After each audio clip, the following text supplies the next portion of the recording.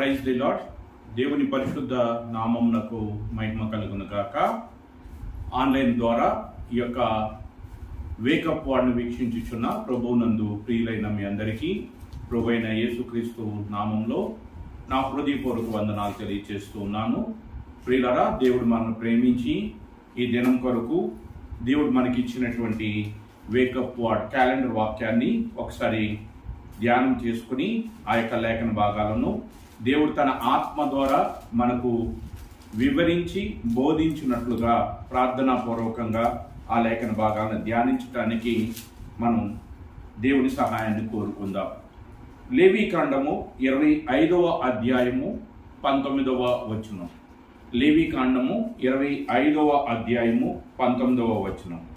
అప్పుడు మీరు ఆ దేశంలో సురక్షితముగా నివసించెదరు, ఆ భూమి ఫలించును, మీరు తృప్తిగా భుజించి దానిలో సురక్షితముగా నివసించెదరు. దేవుడి యొక్క లేఖన భాగాన్ని మన యొక్క వినికిడిలో దీవించి ఆశీర్వదించి తన ఆత్మ ద్వారా మనందరికీ బోధించినట్లుగా ప్రార్థించుకుందాం.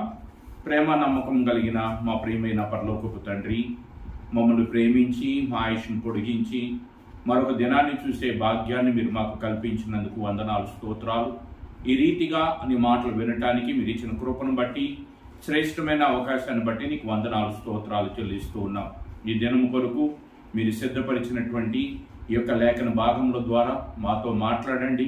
ఈ యొక్క లేఖనము ద్వారా మాకు మీరు ఏమి బోధింపదలిచి ఉన్నారో ప్రభువా, ఆ మాటలను మాకు నీ ఆత్మ ద్వారా బోధించి ఆ వాక్యం ప్రకారం మేము జీవించి ఈ వాక్యంలో ఈ లేఖనములో ఉన్నటువంటి ఆశీర్వాద ఫలములను మేము అనుభవించినట్లుగా సహాయం చేయమని తండ్రి నీ పక్షంగా నిలబడుతుండగా బలహీనుడను, అపవిత్రుడను, నిష్ప్రయోజనమైన వాడను, ఏ యోగ్యత లేని వాడను ప్రభువా, నీ కృపలో ఒక్కసారి జ్ఞాపకం చేసుకొని నీ ఆత్మతో నన్ను నింపి ప్రభువా ఈ మాట ద్వారా నాతో మాట్లాడండి.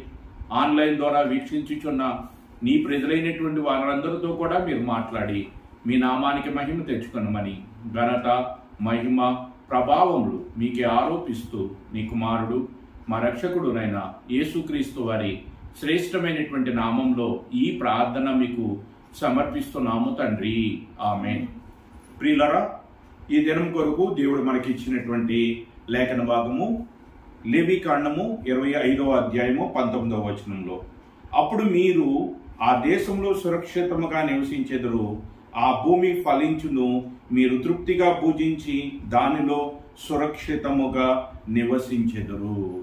దేవుడు తన ప్రజలైనటువంటి ఇశ్రాయేలీయులకు తెలియచేస్తున్నటువంటి మాట. ఐగుప్తులో నుండి బయలుదేరి వచ్చినప్పుడు వారు అరణ్య మార్గంలో కనాను వైపు వెళుతూ ఉన్నప్పుడు ఆ యొక్క దేశంలోనికి వెళ్ళిన తర్వాత వారు ఆ యొక్క భూమి పంటను తిని తృప్తిగా వారి జీవితాలను కొనసాగించడానికి, అంత మాత్రమే కాదు ఆ దేశంలో వారు క్షేమముగా జీవించటానికి దేవుడు వారికి కొన్ని ఆజ్ఞలను, కట్టడలను ఇచ్చినట్లుగా పై వచనాన్ని మనం చూస్తే మనకు అర్థమవుతుంది. 18వ వచనాన్ని మనం ఒకసారి ధ్యానం చేసినట్లయితే, కాబట్టి మీరు నా కట్టడలను, నా విధులను గైకొని వాటిని అనుసరించి నడుచుకొనవలెను. ఆయన కట్టడలను, ఆయన ఆజ్ఞలను అనుసరించి నడుచుకున్నట్లయితే ఆ దేశంలో వారికి ఏం కలుగుతుంది అంటే 19వ వచనంలో సురక్షితముగా నివసిస్తారు. ఆ దేశంలో వారు సురక్షితముగా నివసించెదరు. అంతేకాకుండా ఆ భూమి యొక్క పంటను తిని వారు తృప్తిగా జీవిస్తారు అని దేవుడి యొక్క వాక్యము ద్వారా ఒక వాగ్దానాన్ని ఇశ్రాయేలీయులకు మరి ఇవ్వటాన్ని మనం ఇక్కడ చూస్తూ ఉన్నాం.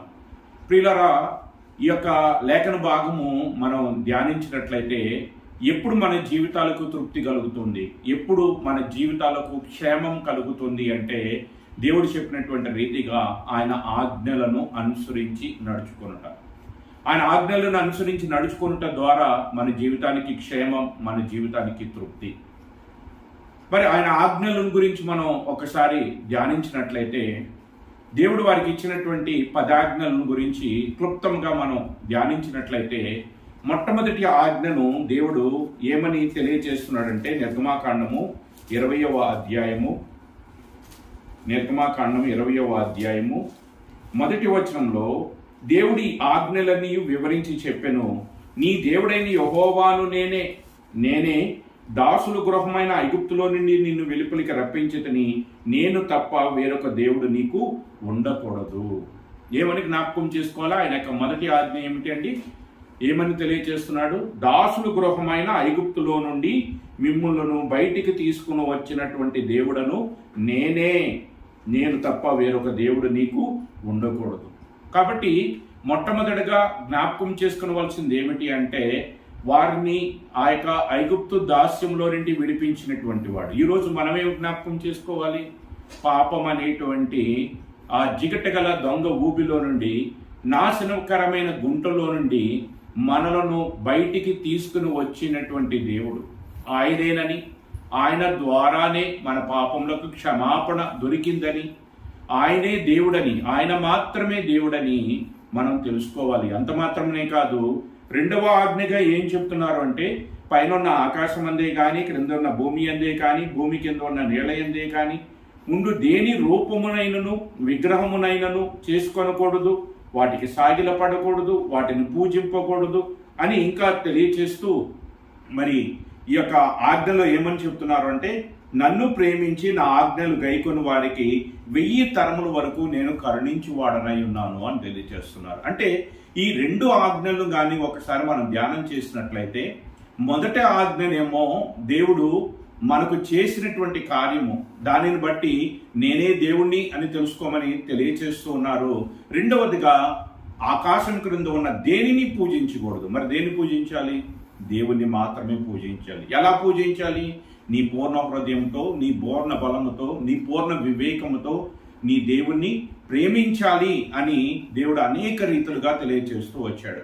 మరి ఈ రెండు ఆజ్ఞలు కానీ మనం ఒకసారి జ్ఞాపకం చేసుకున్నట్లయితే, మరి ఈ రీతిగా దేవుణ్ణి మనం జ్ఞాపకం చేసుకుని, ఆయనే దేవుడని, ఆయనే మన విమోచకుడని, ఆయనే మనం రక్షించినటువంటి వాడని మనం జ్ఞాపకం చేసుకుంటూ ఉంటే, పూర్ణ బలంతో ఆయన ప్రేమిస్తూ ఉండటం వలన, లేక పూర్ణ బలముతో, పూర్ణ వివేకముతో, పూర్ణ శక్తితో, పూర్ణ హృదయంతో దేవుణ్ణి ప్రేమించటం వలన మన జీవితానికి కలిగేటువంటి మేలేమిటి అంటే, మనం ఎప్పుడైతే దేవుణ్ణి ప్రేమిస్తున్నామో, దేవుడికి మొదటి స్థానం ఇస్తున్నామో, దేవుని మీద ఆధారపడుతూ ఉన్నామో, ప్రతి విషయంలో కూడా దేవుణ్ణి మరి ప్రార్థించి, మరి దేవుని మీద ఆధారపడి భక్తులు ఏ రీతిగానైతే జీవించారో, అబ్రహాము తాను వెళ్ళినటువంటి ప్రతి చోట కూడా మరి బలిపీఠం కట్టి దేవునికి ప్రార్థించాడు. దావీదు తాను చేయబోయే ప్రతి కార్యానికి ముందు కూడా ప్రార్థించి దేవుడి చిత్తాన్ని తెలుసుకొని ఆ యొక్క పనిని ఆరంభించేటువంటి వాడు. ఈ రీతిగా ఆ భక్తులు మనకు చూపినటువంటి ఆ మార్గము చొప్పున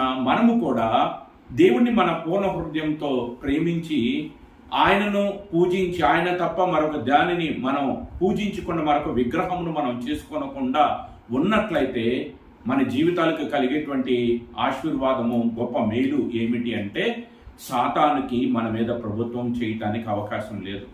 సాతాను మనం లోబర్చుకుంటానికి, సాతాను మన మీద దాడి చేయటానికి అవకాశం లేదు. ఎందుకంటే మనము దేవునికి మొదటి స్థానం ఇస్తున్నాం, దేవుణ్ణి మన హృదయాల్లో ఉంచుకుంటున్నాం, దేవుణ్ణి వెంబడిస్తూ ఉన్నాం, దేవుని ఆజ్ఞలకు మనం లోబడుతూ ఉన్నాం. కనుక మనలో సాతాను యొక్క కార్యాలు ఏమాత్రము కూడా జరగటానికి అవకాశం లేదు. అందుకని నూతన నిబంధనలో మరి అపోస్తుడైనటువంటి యోహాను తాను రాసినటువంటి యోహాను పత్రికలో ఏమని తెలియజేస్తున్నాడు? దేవుని మూలంగా పుట్టినటువంటి వాడు తను తాను భద్రం చేసుకుంటాడు కనుక దుష్టుడు వానిని ముట్టడు అంటున్నాడు. అంటే ఎవరైతే దేవుణ్ణి ప్రేమించి, దేవుని మీద ఆధారపడి, దేవుణ్ణి పూజించి, పూర్ణ బలంతో ఆయన ఆజ్ఞలు ఎవరైతే గైకుంటారో వారి మీద సాతానుకి ఏమాత్రము అధికారం ఉండదు. సాతాను యొక్క కార్యాలు మన జీవితాల్లో ఏమాత్రము కూడా నెరవేర్పు జరగవు. సాతాను ఎంతమందిని ప్రేరేపించినా వారి వలన ఎటువంటి ప్రమాదము కూడా మనకి రాదు. అందుకనే దావీదు ధైర్యంతో చెప్తున్నాడు, నా పక్కన 1000 మంది పడినా, నా కుడి పక్కన 10,000 మంది కూలినా ఏ అపాయము నా గుడారము సమీపించదు. కారణం ఏమిటి అంటే, నేను ఆయన ఆజ్ఞలను గైకొనివాడు. ఆయన ఆజ్ఞలు గైకొన్నట్లయితే మన ఎటువంటి ప్రమాదాలు ఉండవు. మనం క్షేమంగా ఉండగలుగుతాం, సురక్షితంగా ఉండగలుగుతాం, తృప్తిగా మనం జీవించగలుగుతాం. అందుకని ఆనాడు ఇశ్రాయేలీలకు ఆ యొక్క కానాను దేశంలో వారికి సురక్షితముగా నివసించటానికి వారు చేయవలసినటువంటి, వారు నడవలసినటువంటి మార్గం ఏమిటి అంటే, వారు దేవుని ఆజ్ఞలు గైకొనటం. పూర్ణ హృదయంతో దేవుణ్ణి ప్రేమించటం, దేవుని మీద ఆధారపడటం. ఆ రీతిగా ఈరోజు కూడా మనము దేవుని ఆజ్ఞలు గైకొంటూ దేవుని మీద ఆధారపడితే మన జీవితాలకి కూడా ఇశ్రాయేలీలకు ఎటువంటి క్షేమాన్ని ఇచ్చాడో, ఏ రీతిగా సురక్షితంగా వాళ్ళు నివసించడానికి దేవుడు అవకాశాన్ని కల్పించాడో, దేవుడే వారి మధ్య నుండి వారి శత్రువులతో యుద్ధం చేస్తూ వచ్చాడో, ఆ రీతిగా ఈరోజు కూడా మన జీవితాల్లో దేవుడు మనపక్షముగా ఉండి మనపక్షంగా యుద్ధం చేయటానికి, మన శత్రువుతో పోరాడటానికి ఆయన సదా మనపక్షంగా ఎప్పుడు ఉంటాడు అంటే మనము ఆయన ఆజ్ఞలను గైకొనేటువంటి వారుగా ఉండాలి. కాబట్టి ఆయన ఆజ్ఞలు గైకొనటం అనేటువంటిది మన జీవితాలకి చాలా ప్రాముఖ్యమైనటువంటిది. ఆయన ఆజ్ఞలు గైకొనటం వల్లనే మనం క్షేమంగా ఉంటాం, మనం సురక్షితంగా ఉంటాం, మనం భూమి యొక్క పంటను తిని అనగా సమృద్ధిని కలిగి ఉంటాం, తృప్తి కలిగినటువంటి జీవితాన్ని మనం కలిగి ఉంటాం. దేవుని ఆజ్ఞలను గైకొనుట వలన, దేవుని ఆజ్ఞలు గైకొనాల్సినటువంటి పరిస్థితుల్లో ప్రాణము పోవలసినటువంటి పరిస్థితి వచ్చింది షడ్రకు, మేషకు, అబేద్నెగోలకు. దేవుడు చెప్పినటువంటి రెండవ ఆజ్ఞ ఏమిటంటే ఆకాశము క్రింద ఉన్న దేనికి మీరు మొక్కకూడదు, దేనిని మీరు పూజించకూడదని తెలియచేశారు. ఆ షడ్రకు, మేషకు, అబేద్నెగోలను నిలవబెట్టి ఆ రాజు ఏమంటున్నాడు, ఆ నెబుకద్నెజరు రాజు ఏమంటున్నాడు, నేను నిలవబెట్టినటువంటి ఈ ప్రతిమకు మీరు మొక్కాలి, మీరు సాగిలపడాలి. అలా సాగిలపడకపోతే, అలా మొక్కకపోతే మండుచున్నటువంటి అగ్నిగుండంలో నేను మిమ్మలను పడవేస్తానని చెప్పినప్పుడు వాళ్ళు రాజాజ్ఞను ఏమాత్రము పట్టించుకోలేదు. వాళ్ళు దేవునికి భయపడ్డారు. దేవుని యొక్క ఆజ్ఞ దేనికి పూజించకూడదు, దేనికి కూడా మొక్కకూడదు అని చెప్పబడినటువంటి మాటను బట్టి వారు రాజు ఆజ్ఞను నిర్లక్ష్యపరిచి వారు దేవుని ఆజ్ఞకు లోబడటం వలన అగ్ని వారిని ఏమీ చేయలేకపోయింది, అగ్ని వారిని కాల్చలేకపోయింది, సింహాలు వారిని ఏమీ చేయలేకపోయినాయి, శాసనాలు వారిని ఏమీ చేయలేకపోయినాయి, చట్టాలు వారిని ఏమీ చేయలేకపోయినాయి, ప్రభుత్వాలు వారిని ఏమీ చేయలేకపోయింది. ఎందుకంటే సాతానుకి వారి మీద ప్రభుత్వం చేయటానికి అధికారము లేనే లేదు. దేవుడు ఆజ్ఞలు గైకొనటం వలన మన జీవితానికి క్షేమం, దేవుని ఆజ్ఞలు గైకొనటం వలన మనం క్షేమంగా ఉంటాం. ఇంకొకటి, దేవుని ఆజ్ఞలను గైకొనాలి అని తెలియచేస్తూ రెండవ ఆజ్ఞగా దేవుడు ఏమని చెప్తున్నాడు, ఆకాశం క్రింద ఉన్న దేనిని కూడా మీరు పూజించకూడదు అంటున్నాడు. ఈ రోజు లోకంలో ఉన్నటువంటి మనుషులను గురించి మనం ఆలోచన చేస్తే కొంతమంది మనుషులు పశుప్రాయులుగా మారిపోతున్నారు, మృగాల వల్లే మారిపోతున్నారు. ఎందుకు? వారు మానవత్వాన్ని కోల్పోయి, దైవత్వాన్ని కోల్పోయి పశుప్రాయులుగా, మృగాలుగా ఎందుకు మారిపోతున్నారు అంటే దానికి కారణం కీర్తన గ్రంథము 115వ అధ్యాయము, కీర్తన గ్రంథము 115వ అధ్యాయము 4వ వచనం నుంచి మనం చూసినట్లయితే, వారి విగ్రహములు వెండి బంగారవి, అవి మనుషుల చేతి పనులు, వాటికి నోరుండియు పలకవు, కన్నులుండియు చూడవు, చెవులుండియు వినవు, ముక్కులుండియు వాసన చూడవు, చేతులుండియు ముట్టుకొనవు, పాదములుండియు నడువు, గొంతుకతో మాట్లాడవు. వాటిని చేయువారును వాటి యందు నమ్మిక ఉంచువారందరూ వాటి వంటి వారై ఉంటారు. వాటిని చేయువారు, వేటిని చేయువారు? అక్షయుడకు దేవుని యొక్క మహిమను క్షయమైపోయేటువంటి జంతువుల యొక్క, పక్షుల యొక్క, మృగముల యొక్క రూపానికి మార్చేటువంటి వారు, వాటిని చేసేటువంటి వారు. ఆ మృగముల రూపంలో, ఆ జంతువుల రూపంలో మార్చినటువంటి వాటి యందు నమ్మికించినటువంటి వారు, వాటిని చేసినటువంటి వారు, వాటి యందు నమ్మికించినటువంటి వారు ఏమవుతారని తెలియజేస్తున్నారు, వాటి వంటి వారు అవుతారు. వేటి వంటి వారు? ఒకవేళ ఒక మృగమును, ఒక దైవత్వం ఉన్నదని దానిని పూజిస్తే, లేదా ఒక పశువును ఒక దైవత్వం ఉన్నదని దాన్ని పూజిస్తే, ఆ రీతిగా ఒక ప్రతిమను నిలవబెడితే దాన్ని చేసేటువంటి వాడు, దాని యందు లక్ష్యం ఉంచేటువంటి వాడు ఆ మృగ స్వభావాన్ని కలిగి ఉంటాడు, ఆ పశు స్వభావాన్ని కలిగి ఉంటాడు. అందుకని ఈరోజు చాలా మంది మృగాలుగా మారిపోవటానికి, పశువులాగా మారిపోవటానికి, ఏమాత్రం మానవత్వం లేకుండా ఉండటానికి గల కారణం ఏమిటి అంటే దేవుడు చెప్పినటువంటి ఆజ్ఞాతిక్రమం. ఏమిటి ఆ రెండవ ఆజ్ఞ? ఆకాశం క్రింద ఉన్న దేనిని కూడా నీవు పూజించకూడదు. ఈరోజు క్రైస్తవులుగా మన జీవితాల్లో కూడా దేవుడు మనకు తెలియజేస్తున్నది ఏమిటి అంటే, మనం దేనిని ఎక్కువగా పూజిస్తామో అది మన హృదయాల్లోకి వస్తుంది, అది మనకు ఆలోచనలోకి వస్తుంది, అది మన దేహంలోనికి వస్తుంది, అది మనలను ప్రభావితం చేస్తుంటది. దేనిని ఎక్కువగా చూస్తామో అదే మనల్ని ప్రభావితం చేస్తుంది, దేనిని ఎక్కువగా వింటామో అదే మన జీవితం మీద ప్రభావితం చేస్తుంది. అందుకని దేవుడు ఏమంటున్నాడంటే, మొదటి స్థానము నాకు ఇవ్వండి, మొదట నన్ను ఆరాధించండి, మొదట నన్ను పూజించండి. ఎప్పుడైతే దేవుని మనం పూజిస్తామో, దేవునికి మొదటి స్థానం ఇస్తామో, అప్పుడు వేరొకటి మనలోనికి రాకుండా మనలోనున్న దేవుడు వాటన్నిటినీ కూడా అడ్డగిస్తూ ఉంటాడు. అలా కాకుండా, దేవునికి కాకుండా మరొక దానికి మనం స్థానం ఇచ్చినట్లయితే ఆటోమేటిక్గా మనము దేవుని ఆజ్ఞను అతిక్రమించిన వారు అవుతాం. తద్వారా మరి దేవుడు ఇచ్చేటువంటి క్షేమాన్ని, దేవుడు ఇచ్చేటువంటి సురక్షితమైనటువంటి జీవితాన్ని, తృప్తి కలిగినటువంటి జీవితాన్ని మనం అనుభవించలేకం. ఈరోజు అనేక క్రైస్తవ జీవితాలలో తృప్తి లేనటువంటి జీవితం, క్షేమకరము కానటువంటి జీవితం, సమాధానం లేనటువంటి జీవితం ఉండటానికి గల కారణం ఏమిటంటే, దేవునికి కాకుండా మరొక దానికి అవకాశం ఇవ్వటం, దేవుని కంటే మరొక దానిని ఎక్కువగా ప్రేమించటం, ఎక్కువగా పూజించటం, దానిని విగ్రహముగా పెట్టుకోవటం వలన దేవుని ఆజ్ఞను అతిక్రమిస్తున్నాం. దేవుడి ఆజ్ఞను అతిక్రమించటం వలన అపవాదికి మనం అవకాశం ఇస్తూ ఉన్నాం. అలా అపవాదికి అవకాశం ఇవ్వటం వలన మన జీవితాలకి ఏముండదు అంటే క్షేమం ఉండదు, మన జీవితాలకి సమాధానం ఉండదు, మన జీవితాలకి నెమ్మది ఉండదు. కానీ మరి పరిశుద్ధ గ్రంథంలో రాయబడినటువంటి భక్తులైతే వారు వారి ప్రాణమునకు కంటే ఎక్కువగా దేవుని ఆజ్ఞలకు వాళ్ళు విలువిస్తూ వచ్చారు. అందుచేతనే వారి జీవితంలో సాతానుడు వారి మీద ప్రభుత్వం చేయలేకపోయాడు, వారిని లోపరుచుకోలేకపోయాడు, వారిని పాపంలో పడవేయలేకపోయాడు. ఈరోజు మన యొక్క జీవితంలో మనం క్షేమంగా ఉండాలి, మనము సమాధానముగా ఉండాలి, మనం తృప్తికరమైన జీవితాన్ని కలిగి ఉండాలి అంటే ఈ యొక్క ఆజ్ఞలు మనకి భారమైనవి కాదు.